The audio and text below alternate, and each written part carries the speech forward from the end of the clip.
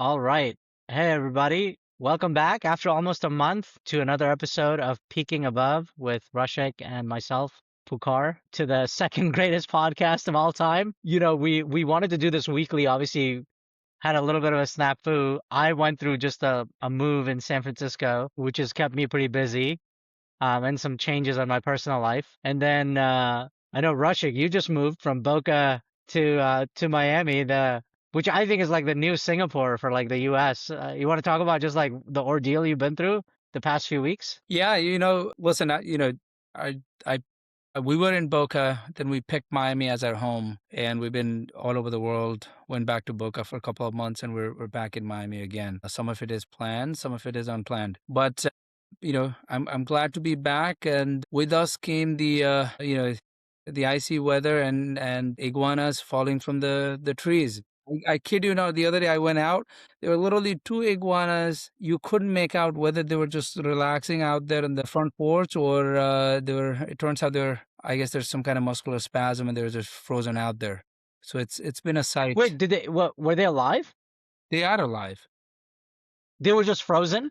They're cold-blooded, and when the temperature drops low enough, then I think there's some kind of a muscular spinal spasm, and they just freeze there as a quasi hibernation type of mode until the temperature gets backed up, and and when we went back the next day, they were gone. I mean, I saw videos of people basically, they all these iguanas dropping from the trees, and they will gather those iguanas and drop it up. I think that different counties have different. The green iguanas are pests; they're invasive species, and I think there's some animal control related stuff that goes on with them. But you can actually gather up your frozen iguanas in spasm and drop them off. We decided. I mean, we didn't do it, but saw a video of doing that. And we had someone who came along, and they were trying to collect iguanas, and apparently in certain cultures, people, I guess they barbecue iguanas. So Oh, wow. this time being back in Miami,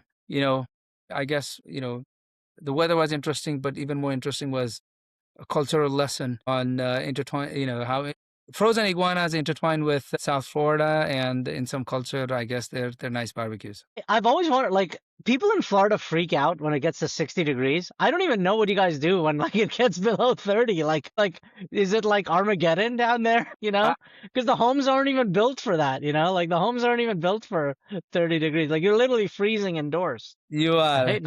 You are. I mean, you don't think about the good news is, that kind of temperature doesn't last that long. But, we lived in New York, so, it's fine with us. But the fact that people are unprepared, the civic infrastructure isn't really built for that kind of temperature makes it a little challenging. But, we have our firewoods and we have a little fire pit on the back. So we made the most of it. I'm sure a lot of people are doing that. All right. Well, why don't we get started? I know we've got a lot of different like topics here to cover here for today. I'm excited to dive in. Markets are in a free fall. We just hit like all-time highs. I think it was last week or, literally within the last 10 days, we've hit all-time highs. Now it seems like everything across the board is like dropping. What's going on? But what does the market know? What do you think is happening? Well, I listen, I've been rather anticipating, I guess, rather pessimistic with the ferocity and the duration of sort of the bull market with the backdrop of, I have concerns around labor markets. I have concerns around potential demand destruction. And I think there is that fear. The consumer sentiment is also not strong. But, at this very moment, it looks like a near-term volatility, and it is supported by the fundamentals, right? The tech and especially the AI names, they had just ridiculous run, and implications. But you see, the cyclicals are holding up nicely. The defensive sectors are holding up nicely. But SaaS is getting hammered, which I really think is the question of what does the 10-year, 5-year outlook on these SaaS companies look like, especially the impact of AI.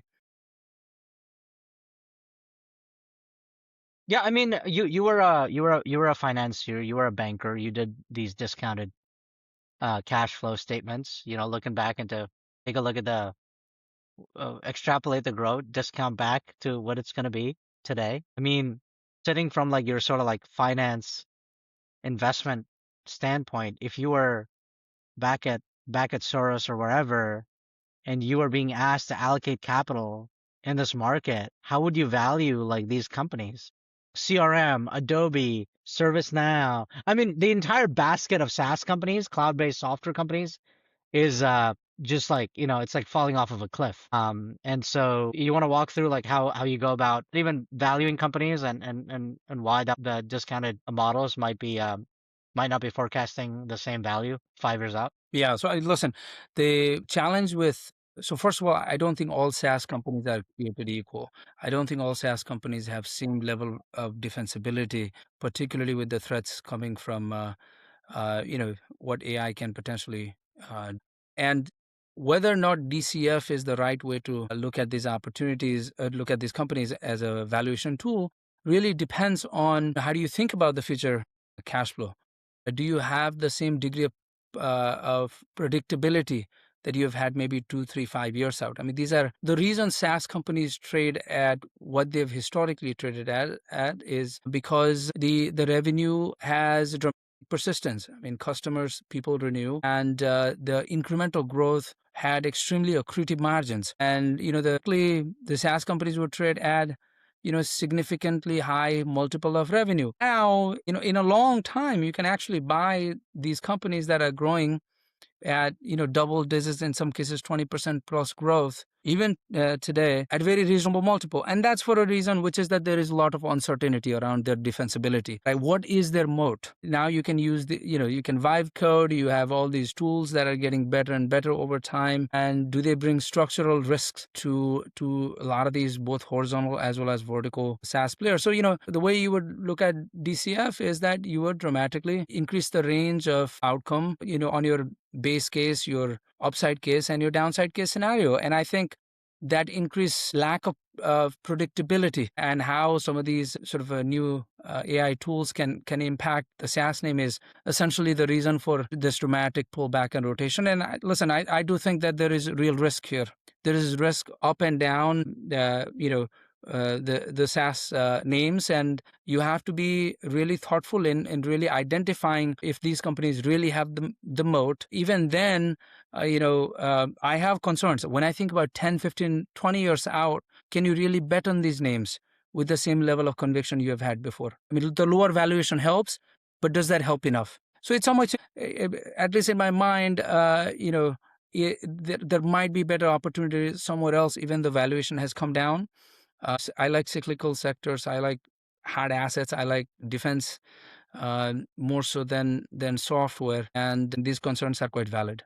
What's your view? I mean, almost every company has to have either their own software, they're using a SaaS product. You have a point of view on this, and how do you see this impacting your Well, business? yeah, we sell some combination of SaaS and services. We've always, in some ways, viewed of ourselves as services as a software type of a company where, we're we help you get the job done with our humans plus software. I had an interesting conversation because we were talking to the team and we use a CRM company, pretty famous CRM company, and we were like, hey, let's why don't we just churn off of this thing? I don't even know who uses it, like we don't have that many opportunities, we don't have that many accounts, and then it very soon got to, well, like this company also handles internal comms and messaging, so we can't really drop that because we got to switch off of this internal comms tool.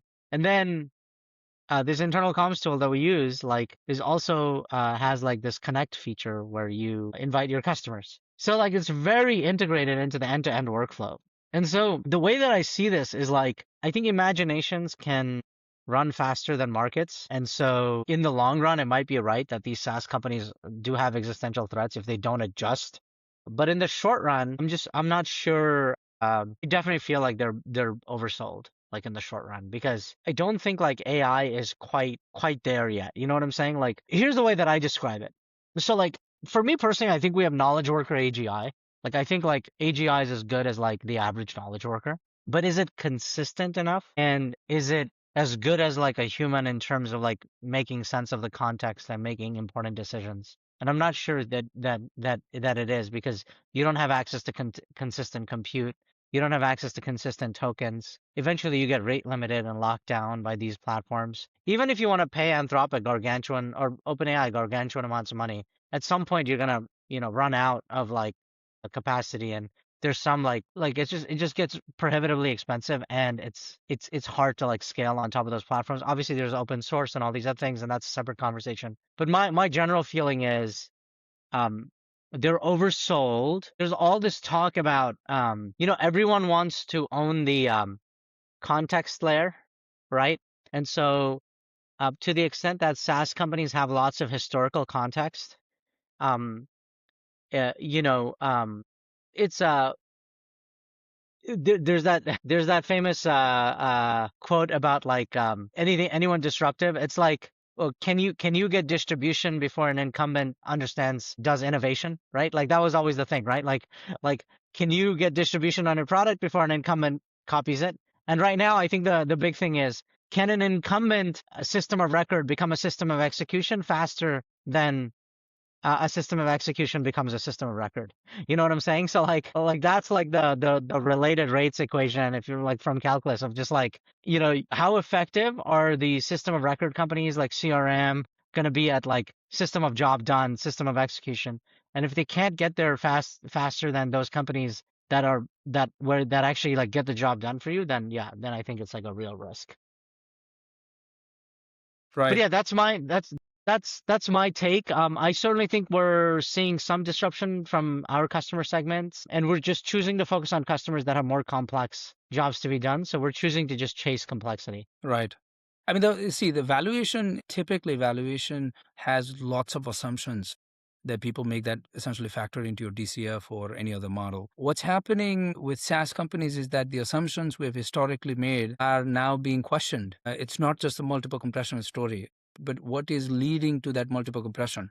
Right? Is the defensibility of that business still there? I mean, you're right. The imagination runs faster than the realities, and the question is, would the reality catch up to the imagination, and could it be more dire than what we're able to imagine today? Right? So I think It that could, it certainly could be, right? Like it certainly could be if you think about, like one thing I think about right now is, and we should talk about Open Claude and Claude Bot and like whatever is happening. Let's assume for a second, Chick, that you have a computer that can use every application like a human, better than a human actually, operate 24/7, doesn't need to sleep, doesn't need to eat, just use the tools.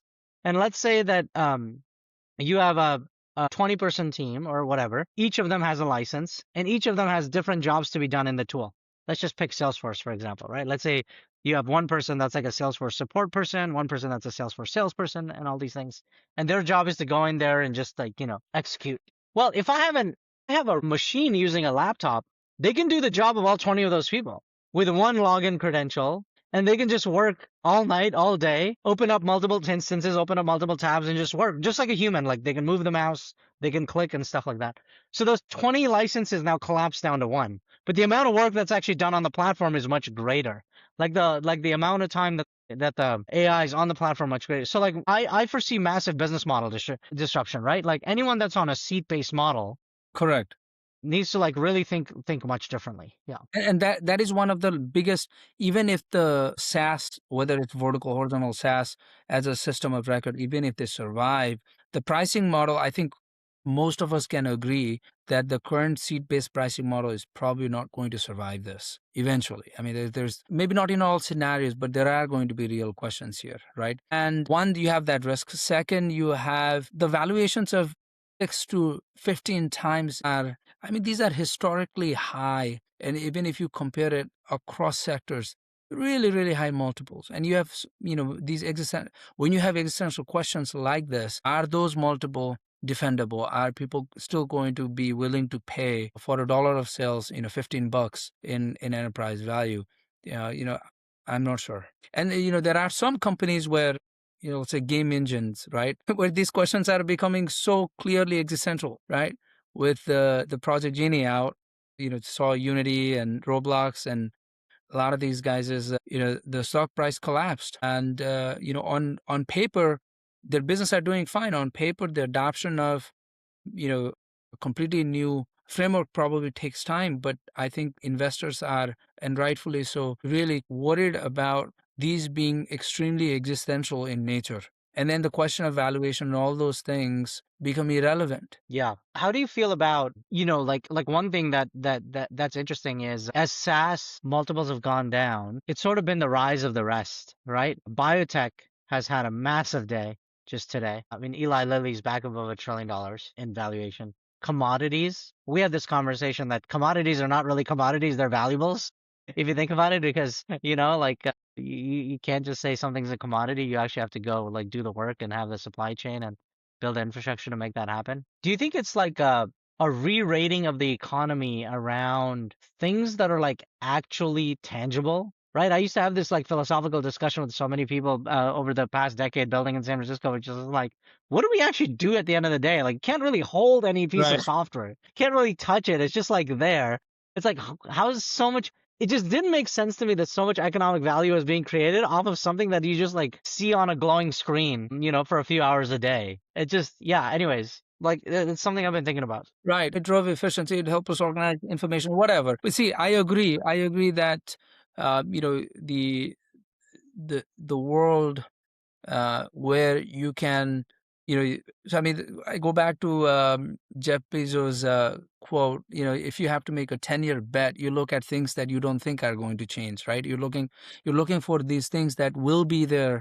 You expect those to be consistently there, irrespective of, all these sort of seismic changes that are happening there. So, I mean, where do you see those things? Energy, oil, gas, power generation, right? I think they're going to continue to be resilient. I mean, there's cash flow there. The generally energy for the world to continue to function, and that's really dependable. The AI native infrastructure, of course, they continue to. I mean, there's some volatility here, but the picks and shovels of AI native infrastructure play. That's going to be the defense aerospace, going to be the financials with real savings and balance sheet base. It is going to be there. So I think markets are repricing risk, and we're anything that is long dated growth, anything that does not have clearly defined path to cash flow, anything that does not have truly defensible moat is getting really, really punished. The other thing that's getting punished is, they have all these story stocks that represent interesting future stories, and I think folks are no longer willing to pay a really high price for that. And at times of uncertainty, ultimately things trade based on their fundamentals, and so those are getting rewarded. So there's a long-term shift towards near-term cash flow, tangible things that are going to be there the next 10, 15, 20 years. And if they happen to have a real cash flow and defensible business model, I think they're holding the ground just fine. But the story stocks are getting crushed, the growth is getting crushed. The stocks that don't have real fundamentals today are getting crushed. So it's, cash flow reality, earned present value, not estimated present value. And, I feel like this is the time when you work with that sort of overweight, underweight, avoid type of segment, a capital allocation mindset, right? You avoid things that are stories. You overweight things that are real, has real cash flow, and you can be confident about the fundamentals. And you underweight, not saying you get out of it, you underweight these defensible, but, a little bit out there type of stories. And they may materialize tomorrow, but you're not betting the performance of your entire portfolio on it. I mean, that's the way I would generally think about this. We have a new Fed chair. How much of like what's going on in the market do you think is because of Kevin Warsh's nomination and uncertainty as it relates to, because the Fed is, by and large supposed to be independent, obviously nominated by the president, confirmed by the Senate. He still needs to be confirmed, right? So we imagine he's going to get the requisite votes to serve. But like, how much of what's going on do you think has to do with the news about Kevin Warsh? Yeah, I do think the market, breathed a sigh of relief on this.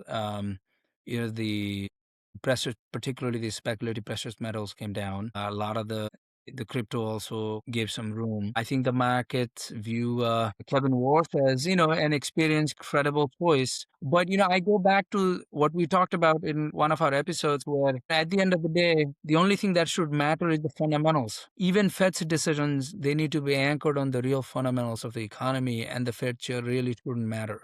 The moment it starts mattering, I think we have veered off to a point where there are real questions about the credibility of the United States. And I think his individual view, his focus on inflation and his relative hawkish stance historically, and obviously now he has sort of been a bit more dovish. Things matter as much as I think the fundamentals, and I think markets are confident that Kevin Walsh is going to be guided by the data, is going to be guided by the fundamentals, and I think you see some of that in early sign of relief the market has shown, and that doesn't necessarily mean that markets will go up, right?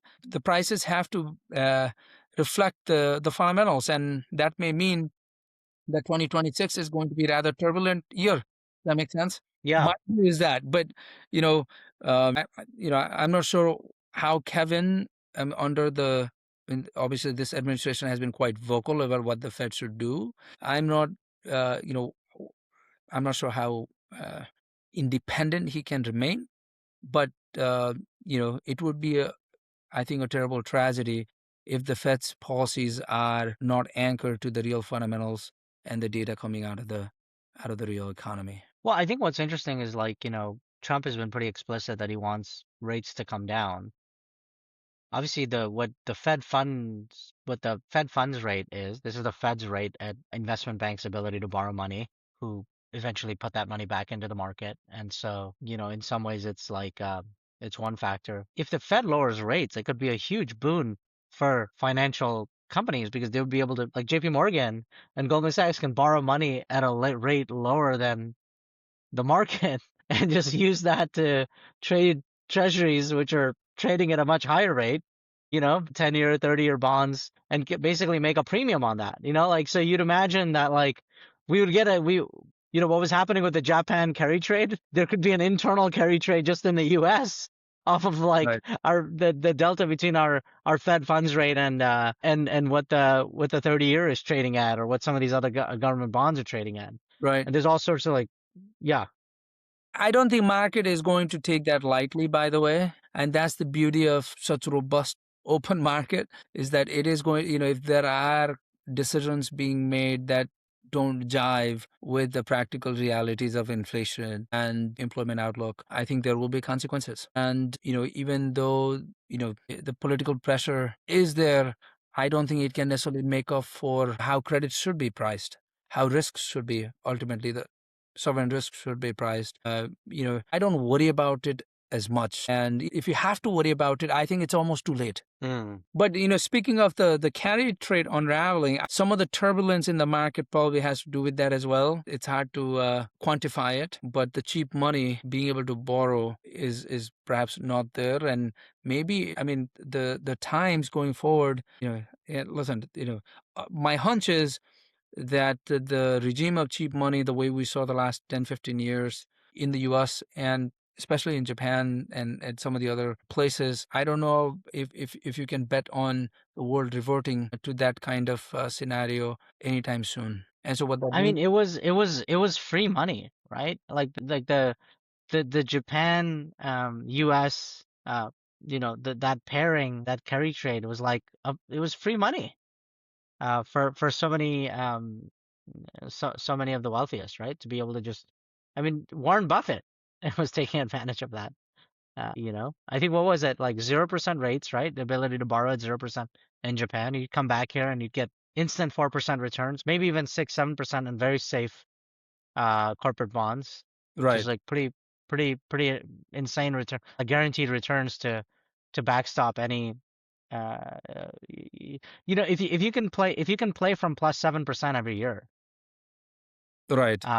for any of these funds, that's enormously advantageous. Yeah, listen, yes, it was more or less, it looked like free money, right? So just to explain this, I'm sure most people know, but the Japan carry trade is a strategy where investors would essentially borrow cheaply in Japanese yen because, the Bank of Japan had near zero interest rate for years and they would, borrow there and then invest that money in higher yielding assets, elsewhere. So US bonds or stocks, even credits, real estate, in some cases, emerging markets. So it's simple math is you borrow yen at, 0.5%, and then you convert that to US dollars, and then you buy assets yielding 4% plus, and you pocket that spread.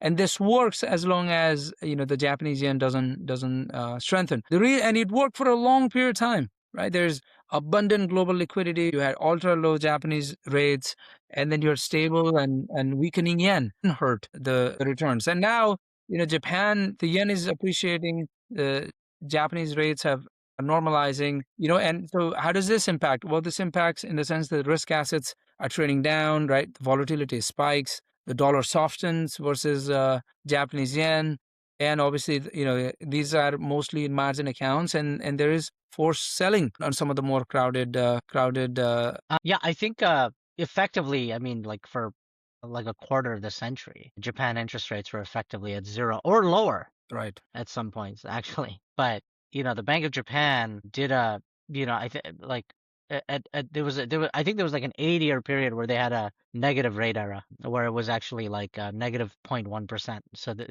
not only were you paying nothing to borrow, the bank was paying you to borrow money. It would have been stupid not to take that money during that point of time. I mean, it's absolutely Right. They had to do it, by the way. I mean, the 90s, the asset bubble.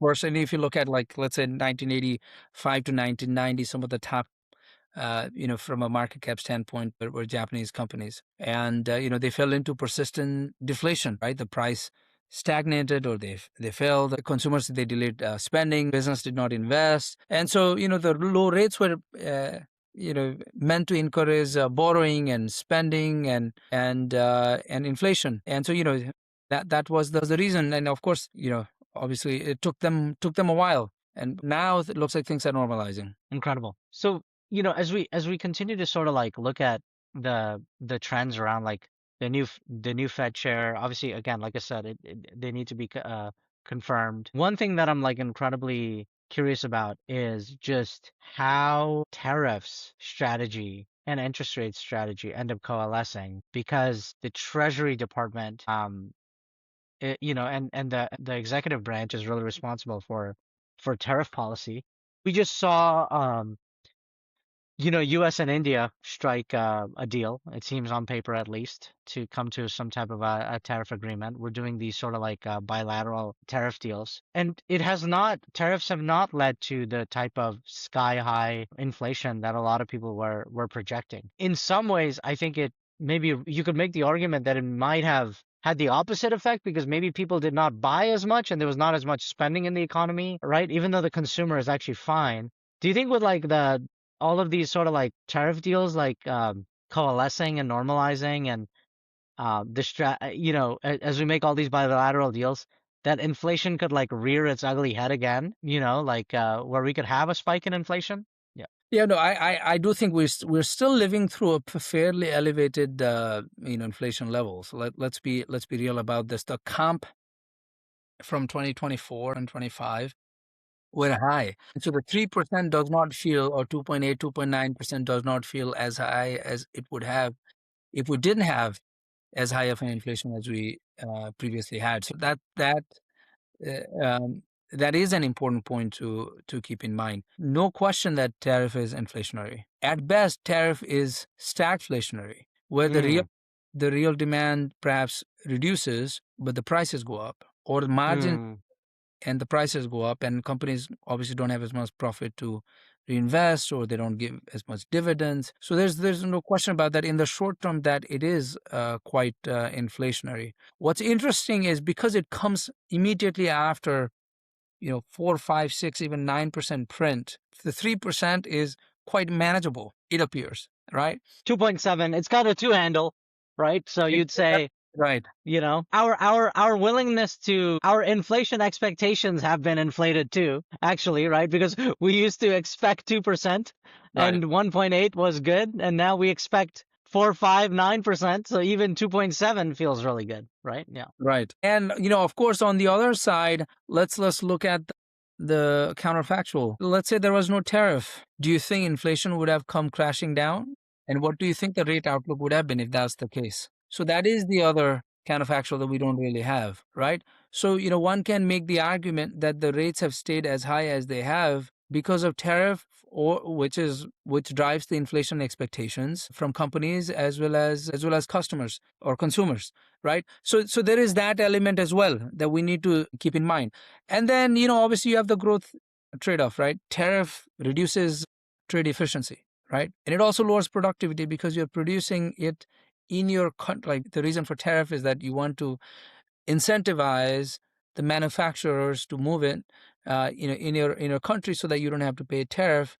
And so the reason these companies in a free market went where they went is because it was far more efficient to produce certain things in China, other things in Vietnam and India, whatever the case may be. Now the tariff is forcing them to come here. So there's of course trade inefficiency, right? I mean, principally. And, it creates, at least in the short term, it creates higher inflation. In the long term or even midterm, it can create lower growth, at least inefficient growth. And you could see inflation without real growth. And I don't think central banks hate anything more than stagflation. And that is the very definition of inflation. Inflation without real growth, right? So there's that concern. But of course, in the case of US, there's been massive fiscal policy trying to catalyze and investment in the US and bring a lot of these manufacturing capabilities that do make sense for them to be done in the US, and they're working to bring that. And so maybe that addresses the growth concern. So yes, you will have inflation slightly moderately, I guess, higher than you are comfortable living with in the short run, but in the mid to long run, the bet is that the real growth will catch up, and it's that devaluation of the actual money you have, which is what it is essentially doing, is worth paying for it because you're catalyzing more growth, right? Atlanta Fed has a offering called a report called GDP Now, which is basically like a key indicator of economic activity. They basically try to give at least as real GDP estimates as possible, to the extent that you could estimate this. Last estimate as of February 2nd, 2026 model estimates real GDP in the fourth quarter of 2025 is actually 4.2%, and which is pretty, 4% GDP growth is pretty fast compared to what we've historically been used to, which was around like the 2% number. Yeah. Yeah. And I wonder how much of that is driven by AI and infrastructure spending. I haven't looked at the report, but I imagine a lot of it is probably driven by that, which is probably a great thing. I mean, and listen, there are so many things, the interplay of inflationary pressure and all the things that's happening with automation and AI they are deflationary. You can do a lot more with very little cost, very little people, very little resources, very little time, and that is, without question, deflationary, right? Tariff, on the other hand, is inflationary. Both the real growth is inflationary, but the growth is bringing deflationary pressure as well. So, to your point, I guess what happens? What does the net math of this? What is the sum product of all these forces? It's very hard to determine that on a long-term basis. In the short run, the goods, particularly the goods-related inflation, is probably going to be there. Maybe the housing and the rent. I mean, there are a bunch of stuff that goes into the CPI baskets. Those things are coming down. Of course, the property prices are coming down, and they don't manifest as quickly as I would like them to be in the CPI indicators. But to your point, this question of are we going to live in an inflationary environment here is unclear. Earlier point was that tariff is inflationary, but there are all other forces that are evidently and so clearly deflationary that the sum product of all of this in aggregate inflation is unclear to me. I would bet that it's going to be more deflationary than inflationary, just given how disruptive AI is, how transformative it is, how little resources other than power and compute that you need. A lot of the other stuff is, and we see that happen in our companies. Right. And so, Yeah. that's the real force to be reckoned with. Speaking of power and AI and compute, I mean, what's going on with AI and the sort of re-rating of AI? Impressive run that Anthropic is in of late, right?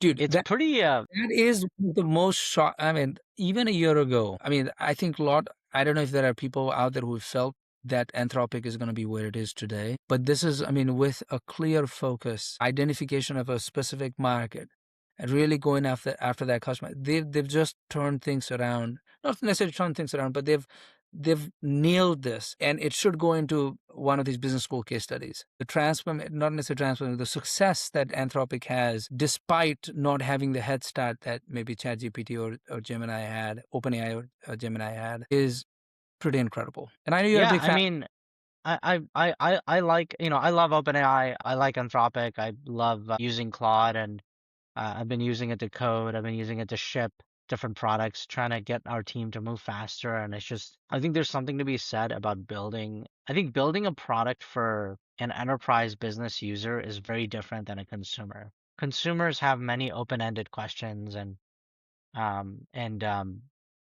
the way that consumers use tools is like, it's in some ways, 90% of what they ask the tool is very low stakes. And then for like 5 to 10%, it's very important. But 90% of it is like fairly low. It's like innocuous questions and curiosities and browsing in general, stuff like that. It's a very different type of usage behavior. In the enterprise, in a business context, 90% of the usage patterns like has some level of consequence. You're trying to deliver something to a customer, you're trying to deliver something to a teammate, you're trying to do something for yourself to finish a task. And in those situations, what you really need is you need to work with a tool that actually gets you most of the way there, right? And I think what Anthropic's done is just allowed for like more of the loops to be closed in a much better way. And I am like quite impressed by that part of the. Right. And do you think that advantage, it's a lasting advantage? I'll tell you one thing. I'm trying all the models. I use OpenAI. I use Anthropic. I use Gemini is the one that is good. The Google model is the one that's available to me the most. Like the app crashes the least. Um, it's not the best model. I still think 5.2 is the best model. Like I think ChatGPT's model is the best model. But it turns out application of that model matters so much more. So like, even if Claude Opus 4.5 is not the best model, it's just applied in a much better way. They have much better scaffolding around it. There was this news that was released that they have a 50-page constitution. They have a 50-page constitution that like is the sort of like super prompt layer that every query like runs through before it like goes and like does its task. I think they've done a really good job of like, setting up the scaffolding around it. On the scaffolding piece, one thing that's like really interesting is, well, like where I have maximum appreciation for AI now is, there's this famous like quote about, you wanna hire for slope, not y-intercept, right? Which is a very nerdy way of saying, bet on somebody that's growing really fast, even if they don't have as much experience or context. I think with AI, I think the great thing is like your experience with using AI and my experience with using AI is very different. Like you and I could like have the same access to the same model and access to the same initial precursor set of information. The only difference is your brain and my brain. You're going to do much better at finance related tasks. I'm going to do much better at cybersecurity related tasks. Why? Because the y-intercept for me on cybersecurity is just much higher. Best way for me to say that is I know more cybersecurity words than you. You know more finance words than me. And so my whole thing is literally, if you want to be great at something plus AI, with AI, just know as many of the words in that space as you can possibly know, and like all the concepts. And if you can do that, then you're going to like crush AI. But you can't just like, you can't be a overnight doctor with AI. But at a medical student could probably be a much better, like a much better doctor than like any medical student was in history, because they like know all the words. So it's a really silly thing to say, but I've been telling my engineering team, it's like, hey guys, I tried to build this thing. It works. It's probably not going to be as good as you guys doing it because I literally don't know the words that you guys use when you prompt. So I'm telling all of them to like put all the words that they use down on paper so I can like use that as a file. It's like my ideas plus their words to do the output.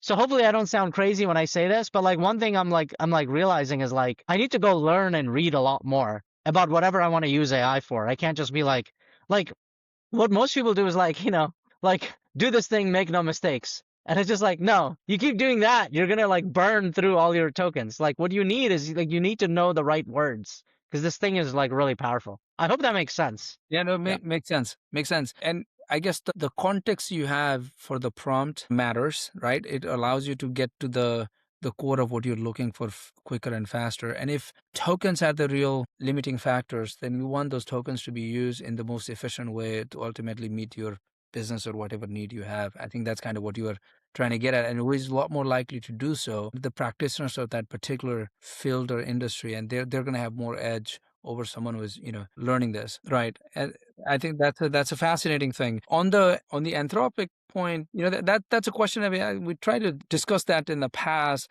I feel like this trust inertia is a real thing. If you've learned to trust something, particularly in an enterprise setting, switching from it is it's not an overnight thing, and an enterprise switches much slower than I think the consumer side does, because the standardization has value, the trust has dramatic inertia. But then I go back and say, okay, all the things that we like Claude and Anthropic's sort of disposition for, would they essentially become a commodity feature? Safety, long context window, that sort of stuff. Does that become over time? Does that capability gap, does that narrow? I guess even when it narrows, the switching is still painful. I just think that, to your point, the enterprise customer is a very, very different customer.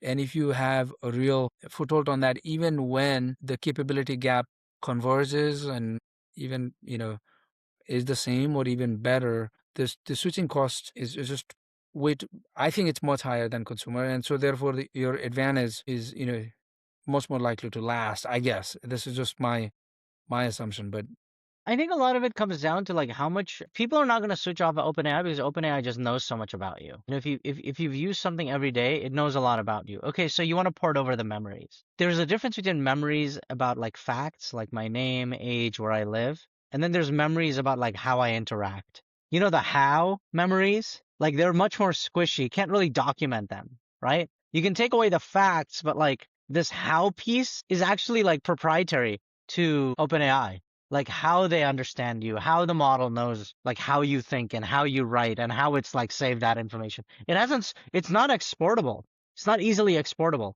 Like I can export all my memories, by the way. It's just going to be facts, But like that like how layer, that's not easily port overable. yeah. And so I'm paying attention to that a lot because there's a reason why I keep going back to ChatGPT, right? There's a reason why I keep going back to ChatGPT. But now, personally, like I'm trying to build something where like all my memories on that HAL layer is something I own Right. and I just have access to, and so Right. that becomes an API that like I can use any model on. But it's much harder to do, and unless you're like really motivated to do that, you probably won't. There's also like how I use AI is very different, Like I don't for really important work, I actually spend like I spend like 10 minutes doing prompt design, like I actually get like a really nice prompt. It's like measure twice, cut once type of thing, like Right. or there's that famous Abraham Lincoln quote. I'm trying to find it. Let me see if I can find that quote because I think it's oh yeah, if I had 10 days to chop down a tree, I'd spend the first 9 days sharpening my axe. And like I love that quote from Lincoln, and like that's the way that I think about like certain jobs to be done with AI, where like I'm spending like 90% of the time just like sharpening my axe, just polishing my prompt and like the outcomes and like the outputs that I want before I actually like use it, because I want the initial angle of attack to be really really good. And that's really interesting. Do you have a particular approach you follow to try to get to that killer prompt? Yeah, so actually what I do is I have a prompt writer. So like my the way that I use AI is very interesting. I use keyboard shortcuts.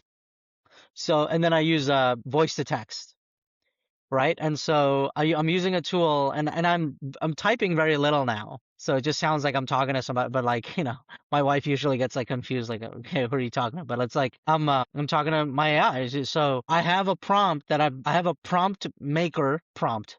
So effectively what it is it says, take this voice to text like blob. So it's like take this word salad and organize it such that I can feed it into something to generate a prompt. So what it does, it takes all of my like words and like just organizes them and then turns it into like a structure that I can then use to input into my prompt maker, which then knows, okay, like what is the outcome I'm trying to drive towards? What is the personas? What are the words to use, not to use? And then I use that to then go for the output. Yeah. Interesting. Quite interesting. And to go back to your Lincoln quote, the thing with the tree is once you start cutting, I mean, you can't, it's a bit difficult to cut down a tree that, I mean, you only get to do it once. But here you get to go at it.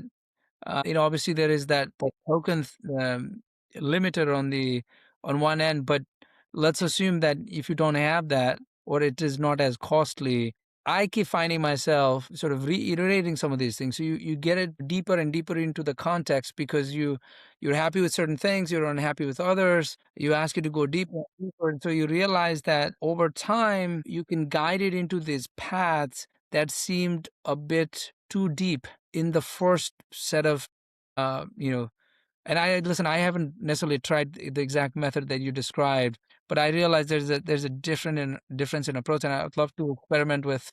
Yeah, everybody has their own way of doing it. I think the it's like just to go even more absurd on this tree cutting analogy, by the way, you're literally burning trees down at some point to run these, like because we don't have enough energy, right? So like like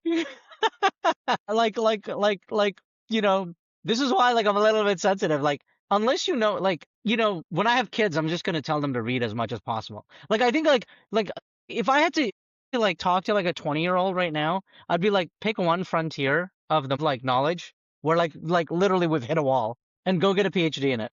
You will know more words than anybody else in that space. Assuming you made the right bet, the market will reward you tremendously. Like at some point, like this is the age old like sort of example I always give whenever I talk about like, what are jobs of tomorrow that don't exist today. I see that beautiful plant behind you, so this is very apropos. But there will probably be one day a Martian horticulturalist. Like that job's gonna exist in Yeah. like the year 2100. So like, if you I don't know, if you got a PhD in sort of like space biology or space, gardening, like I actually think like, we push the frontier on that. Like that actually might be a good long-term bet. And then you apply AI to like, scale that out. Like I think there's all these like crazy places where you could put your bets. And I use PhD as like go spend like four to Yeah. six Yeah. years just like learn, like there's different like I feel like I have a PhD in being a mediocre founder.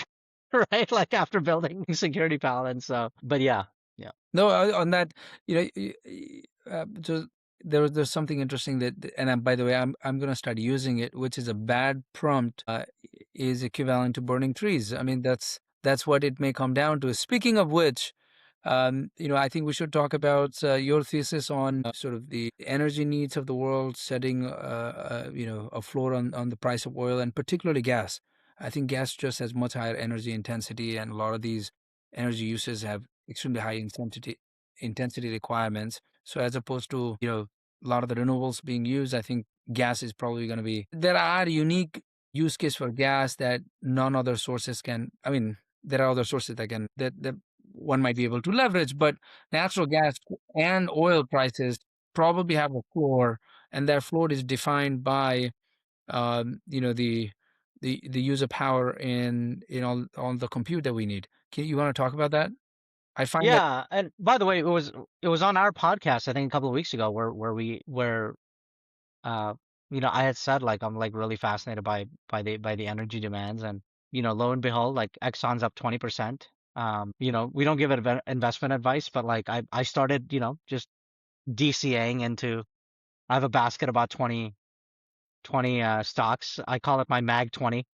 I don't want to do Mag. It was like Mag 7's too little. I'm running like a DCA strategy for the next 15 years into like a I call it Mag X because I don't know how many companies I'm going to add in that. But not investment advice, but Eli Lilly's in there, like Exxon Mobil's in there. Like, some other companies that I think are very valuable are in there.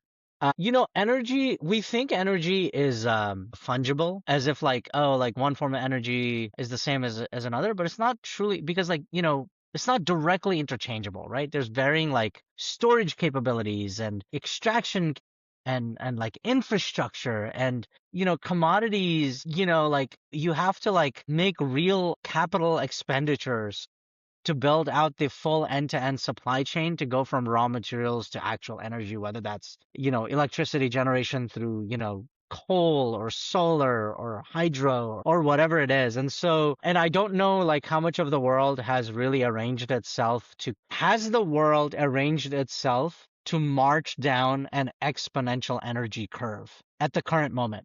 And I don't know like if it has, because if it's like, I fundamentally think the limiting factor to us like all having AGI, like let's assume that like everybody had access to knowledge worker AGI all day, every day. You'd need multiple Earths to make that happen.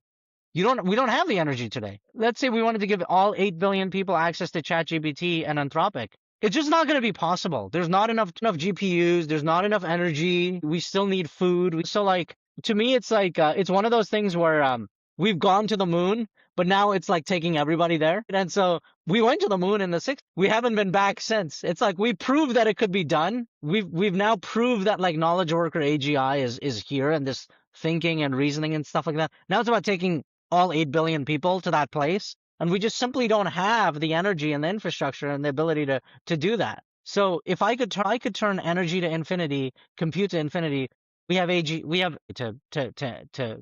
knowledge worker AGI at least to infinity. I like that's the way that I look at the world right now, based on how I'm using AI and stuff like that, right? And so my whole thesis on the energy piece was just like, I don't think it's like perfectly fungible. I don't think you can just like say like, oh, it's a commodity. I think there's actually real value to this. I think there's a lot of like, it's very intertwined with geopolitics and positioning and like, positioning and counter positioning globally. And, the one thing I've been saying lately is like, there's that famous quote, like software is eating the world. I think AI is eating foreign policy. And I think what commodity is like more important for foreign policy right now than like oil and energy, and getting access to energy and these raw materials. So my thesis on this is, it feels very simple that like we literally need like terawatts or more energy to fulfill the compute demands that we're on top of right now. And like, I don't anticipate this demand like slowing down. Right, right. On the question of, is energy or sort of input to power fungible? If there's anything that's actually truly fungible, it's probably oil and gas, right? Coal to some extent. I mean, coal is not to some extent, but to a general extent is fungible. But going back to the thesis that we're discussing, which is, if energy is the binding marginal input to this. And if oil and gas are some of the most efficient inputs to producing power, and if compute is the highest and best marginal use of power, which is not the case in every part of the world, like Nepal, where we're from, or I'm from, I should say, No, we're both from there. I was born there, so true. yeah. And I guess the highest and best use of power is that, then it creates this, not necessarily direct to your point, but an indirect floor in cost of oil. And the use of power for both the training and inference layer is acyclical.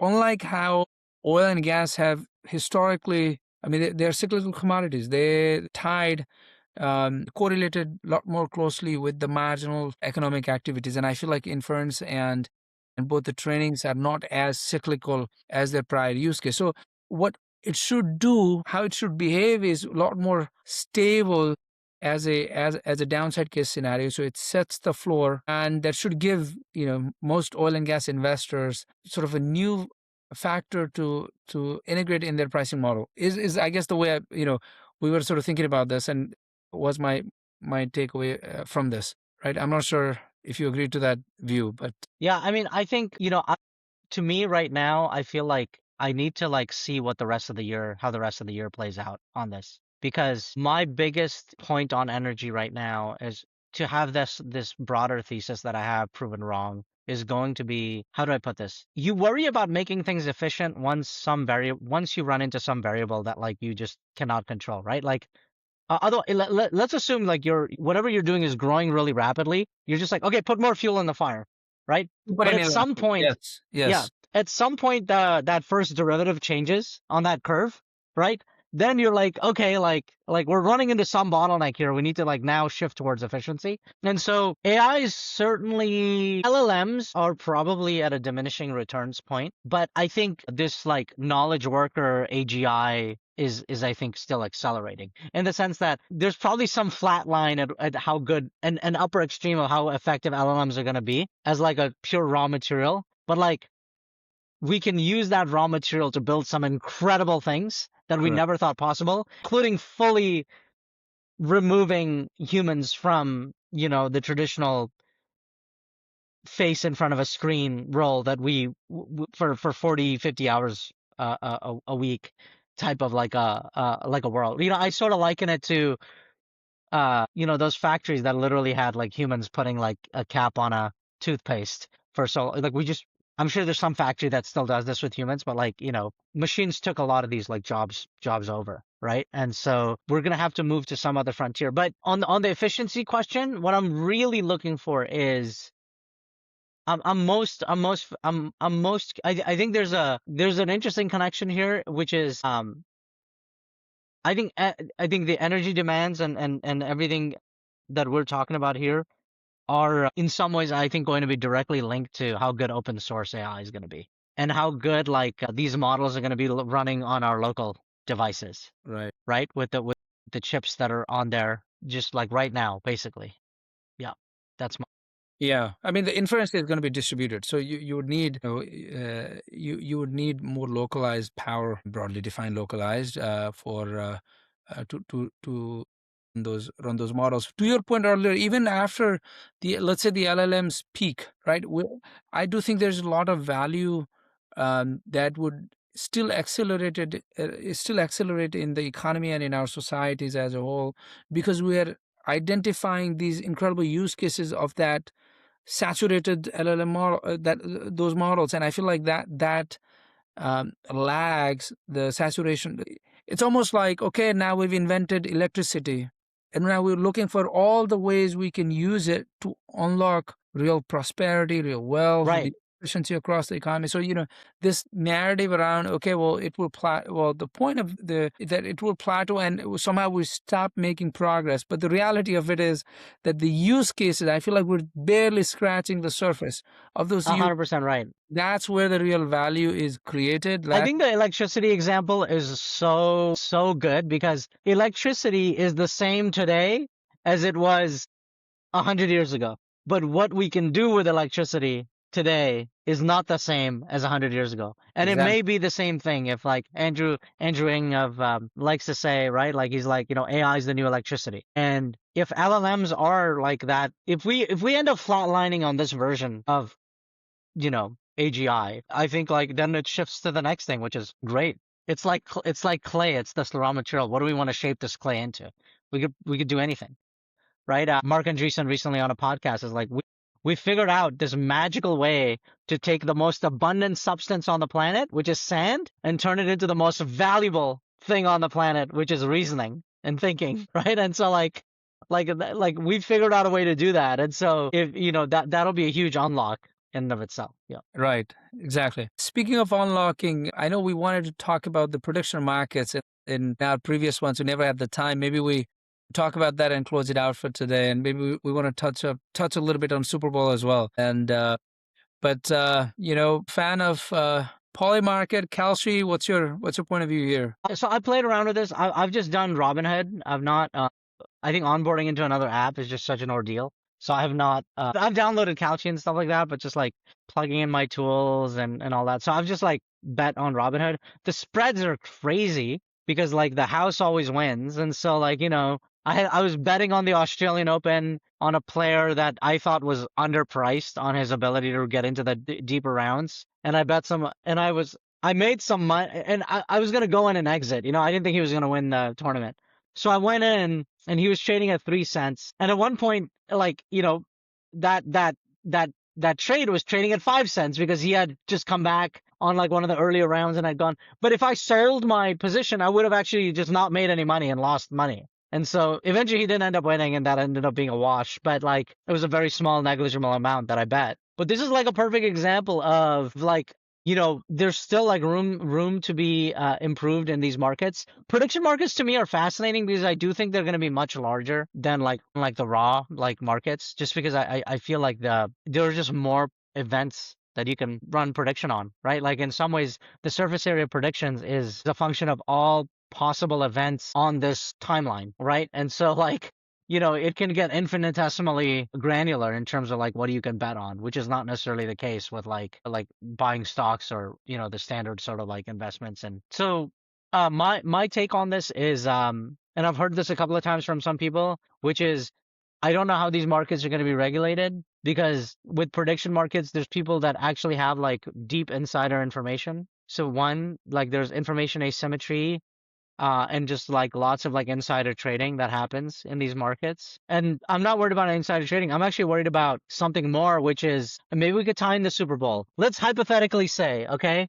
Let's hypothetically say that um there's uh $1 billion of volume on a Super Bowl game. Okay, Rashik? This Super Bowl, New England Patriots versus Seahawks. I think it's 3-1 right now in the prediction markets. I think there's a 66% chance that that the Seahawks are going to win, the 33% chance that the that New England is going to win. Let's say the uh, owners of New England Patriots decide to hedge by by buying a $300 million position on the Seahawks. So not only are you like you can like hedge, but you also may be in control of that, right? Like let's say you're about to like lose in the let's say you're about it's a guarantee that you are going to win, but you can potentially make $10 billion if you lose because it's 99-1. You know what I'm saying? Right. I'm more interested in events changing as a result of where the event is Yes. headed and massive payouts, especially for people that actually have control over the Yeah. over changing the outcome. That's what I'm very curious about because I do think we're gonna end up seeing these 99-1 outcomes completely flip in the last second, just because the returns, the monetary market value is so much greater than whatever the outcome you're betting on. Does that make Yeah. sense? It makes perfect sense. And by the way, it reminds me of my college days. I read, I think, I might be wrong on this, book by Soros called Alchemy of Finance, where he talks about reflexivity, where the concept is essentially that prices are not, they're not, the inputs, they impact outcomes, and the outcomes, they reinforce the belief, right? So what happens in the prediction markets are, the prices are, we look at them as, okay, these are passive forecasts, right? But they can, to your point, they can become input to the reality and change the reality itself. Yes. And that is a fascinating, even beyond, let's say, the insider trading. When do you believing, when do your inputs become so in principle, you think these are passive forecasts. Are there scenarios in which they stop becoming passive forecasts and they actually influence the actual outcome?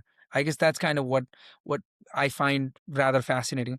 Clearly happens in the stock market, right? And stock markets aren't, I mean, I guess they have your binary events, but they're not as cut and dry as someone winning a particular game, right? Or but I know that is certainly a fascinating question. So the Yeah, it's the ability to like I'm worried about the individuals that have the information that an event is highly likelihood to go a certain way, but more so than information, it's the actual ability to influence the outcome of the event, right, right? And or change the outcome of the event entirely. right, That is like where I'm most fascinated by right, with it, right, and you know like marketplace. Yeah. it raises there are several existential questions about we have these experts and prognosticators out there. I mean, do you want you listen to them, or you just go to Polymarket and see what the odds are? I mean, they seem to be rather the wisdom of the market, especially when there's real money involved. Yeah. Seems to be I like the idea of putting money where your mouth is and where your beliefs are. Like I'm very fascinated by prediction markets and the intersection between that and politics. Because politics has a way of forcing people into irrational corners. where you end up defending like a full stack belief system, even if you only agree with a few set of policies. And like I'm hoping that prediction markets in some ways give people an outlet to to hedge, right? So like, okay, like maybe the Dems will win the midterms, but even if they don't, you made some money. So it's like, yeah, I know No, that sounds silly. I do. So that's one practical example of taking uncertainty out of these future outcomes might make, I mean, they might warp the likelihood of different events happening or not happening, right? If you Right. knew the the likelihood of, from prediction markets of Democrats winning the midterms was, or Republicans losing it was, so high, and why would you bother to go do it? I mean, you further reinforce these type of activities. Or actually, the direct thing is it's like that famous Charlie Munger quote, right? Like the rest in peace, but he's like, you know, tell me where and when I'm gonna die, and I'll make sure I never go there. Like that was like somewhere along the lines of his quote, and that was the idea of like, for example, right now in the U.S. Congress, they're debating bringing back the standing filibuster, reforming the filibuster because they want to pass this like Save Act. Let's assume that like, it's pretty clear that like the Democrats are gonna win the midterms and they're probably going to need to do something big and drastic, it can change the calculus of how certain members of the party vote, right? If they know that like the certain loss is staring at them in the face. But yeah, like I think I'm fascinated. You're right though. Like if you know a certain outcome is for sure, does it then I think in some senses, Rashik, I think it increases the volatility before the event of what you might do if all bets are off. Does that make sense? Like it's like you're guaranteed to lose a match. Like I'm just gonna give tennis as an example. You're guaranteed to lose a match, right? That's what the prediction markets are saying and stuff like that. Then you might just like, let all hell break loose, right? Like you're just gonna like just all bets are off. You have nothing to lose because the loss is certain. I don't know if that makes sense. Yeah, no, I mean, I also like the idea of using when you have when you're staring at a higher likelihood of an unfavorable outcome, you just go there for consolation. At least make something out of it. Yeah. I know that is interesting. Listen, with that, anything else you want to add before we wrap up for this Are episode? you rooting for anybody in the Super Bowl? I like the underdogs. I've never been a New England Patriots fan, but I yeah. So I mean, I'm just gonna. I couldn't care less. I shouldn't say that, but I haven't been a big football fan in a while. But I just want the Patriots to win simply because I may put $50 Polymarket for the heck of it. Yeah, I mean, I'm a New York Giants fan. I hate the Patriots. I like the fact that we've beaten them in some big games. I mean, hate's a strong word, but I just can't stand the Patriots. They won they won so much. Which is it's so funny. Well, one of my uncles got me like a Patriots mug, and so like I see their logo like every day because my wife now uses that for like it's just like one of the biggest containers that we have. And so I hate that thing even more because I feel like I'm always having to fill that out, like fill that up for her. So just like some personal story, but I also don't like the Seahawks that much, Like I was gonna say she I knows what she's doing. She knows exactly what she is. yeah, yeah. I don't like the Seahawks that much either because I was a big Peyton Manning fan and they sort of like messed up his one of his Broncos um Super Bowl runs, and so which was like awful. It was like one of the worst Super Bowls to watch. But it's it'll be interesting. I'm just hoping for a good game. It seems Yeah, like the no, Seahawks are gonna win on paper, but you never know. I've watched these games long enough now that especially because both of them have like a very similar record, if not the same record, and you just never know in the Super Bowl. Like literally, like anything can happen. It's the stakes are so high. right. I think this is the replay of the 2015 Super Bowl. At that time, I was quite a big fan of the Seahawks. I think Russell Wilson was a quarterback, and Russell Wilson, Richard Sherman, Sherman, great team. And I think they lost it like you know in maybe one of the very last plays, right? The I remember. Seahawks lost it. Yeah, it was Marshawn Lynch because there was a whole That's right. like commercial made about just give it to me, I'll run it in. No, no, no, we're gonna throw it because it was at like the 2 yard line, like and Marshawn Lynch could have just like punched it in and won them the game, but they decided to throw it and Right. it was intercepted and if it hadn't been that like Brady would have only had 6 rings and not 7. Right. Yeah, and maybe he would have had less because they would have lost like three Super Bowls in spectacular fashion. You know, there are a few other ones that they lost, like they lost one to the Eagles, which was very close. They would have lost one to, well, they lost one in 2011 to the Giants. So I think that sort of like broke a little bit of a curse for them at that time. Listen, I hope you get your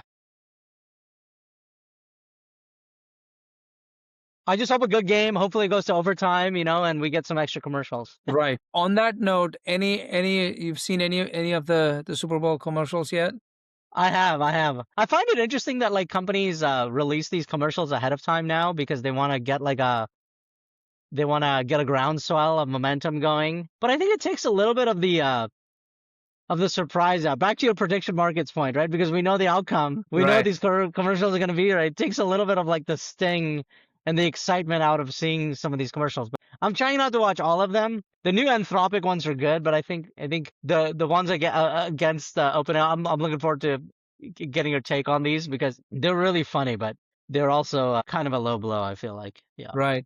I mean, the one recommendation I would have is a storyline. So you build this amazing suspense. You drip, drip, drip, build it, and Super Bowl halftime or whenever they run it is when when you get the punchline. That would be sweet. That would get the groundswell, get the excitement, and another reason to watch the Super Bowl. Anyways, great to see you again after a while, Yeah. and we're We'll have gonna to be do it back again next week. and to our listeners and viewers, right? Like we're unsure if this is going to be a weekly thing or a monthly thing.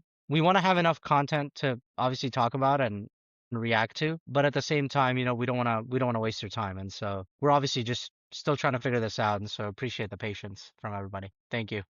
Keep tuning in. Thank you. All right, take it easy everybody. Bye-bye.